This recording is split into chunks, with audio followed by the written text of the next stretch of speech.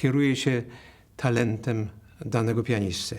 A na talent to składa się cały szereg elementów, mianowicie przede wszystkim jak chodzi o Chopina, ten specjalny klimat chopinowski, specjalny dźwięk chopinowski, prawda? Znaczy innymi to piękny ton. Następnie prostota w wyrażaniu się, żeby nie robić tych przesad, jakichś przesadnych pianissim albo przesadnych fortissimo. Prostota i jak można, i wrażliwość, prawda? No i oczywiście technika, to o tym się już nie mówi, prawda? No ale przede wszystkim właśnie ta sprawa tego specjalnego chopinowskiego rubato i to właśnie to chopinowskie rubato, to ta naturalność jest właściwie najbardziej skomplikowana. Żeby ta muzyka żyła i żeby oddychała naturalnością, prawda? Niestety wielu pianistów robi po prostu, to robi uczucie tak zwane i to od razu odrzuca, prawda? Szczególnie jak to jest robione tak intelektualnie i zamiast grać od serca, to się tą emocję bierze z kieszeni.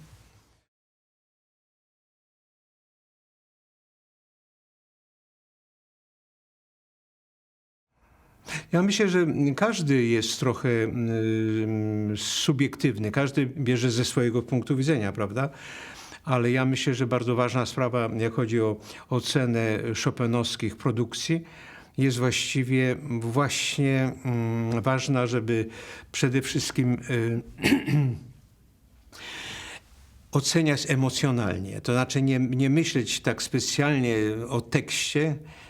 Jeżeli się za bardzo wdrożyć w tekst i to jest takie dominujące, to wtedy to nie jest dobrze, bo jednak najważniejsza jest sprawa właśnie artystyczna, to znaczy pewnego natchnienia, właśnie to, o czym mówiliśmy, atmosfery chopinowskiej, żeby była, że to jest najważniejsze, a nie właściwie takie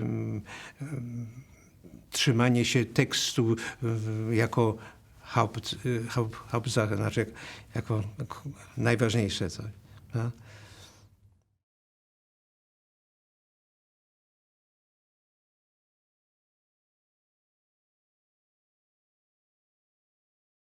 To, co mnie odstrasza, jak jest jakaś muzyka chopinowska robiona, to znaczy jak to wszystko jest nieprawdziwe, nie jest szczere, jak jest wykalkulowane. Prawda?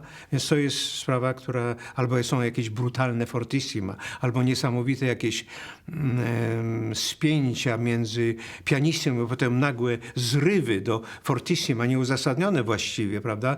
No to jest odstraszające i to jest po prostu, to świadczy o braku gustu danego pianisty, prawda? I to zupełnie odbiega od atmosfery chopinowskiej, o której mówiliśmy, prawda? Bo to, jak powiedziałem, no, najważniejsza jest ta sprawa właśnie pewnej linii bel canto, żeby ta melodia szła rozwijała w sposób naturalny i szła jakimś wielkim łukiem, a nie tutaj troszkę przyspieszenia, tutaj nagle pianissima, tutaj nagle emocje wielkie i Więc w tym wypadku to najlepiej by było pokazać na fortepianie, co się ma na myśli, bo trzeba specjalnej elokwencji, żeby to słowem wyrazić.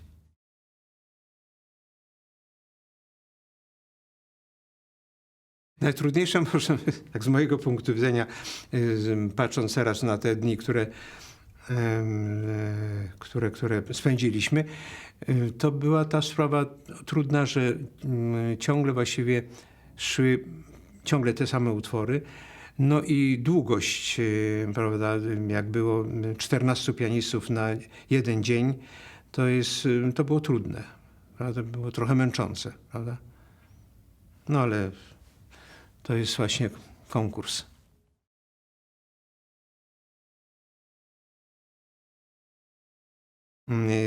Każdy, kto wygrywa konkurs właśnie chopinowski, to ma latami właściwie zaproszenia na wielką ilość koncertów na świecie.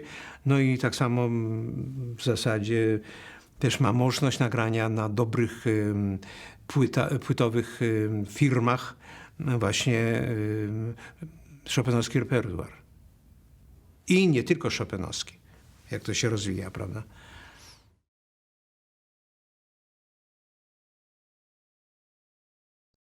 No więc w tym sensie się zmienił, że mi się wydaje teraz właściwie wszyscy uczestnicy grają wyjątkowo technicznie na wyższym poziomie. Grają po prostu etiudy bardzo szybkie i tak dalej, ale niekoniecznie to jest zmiana na korzyść, jak chodzi właśnie o chopinowską kantylenę i piękno gry. Niekoniecznie. To jest mniej więcej, to jest zawsze kwestia moim zdaniem talentu.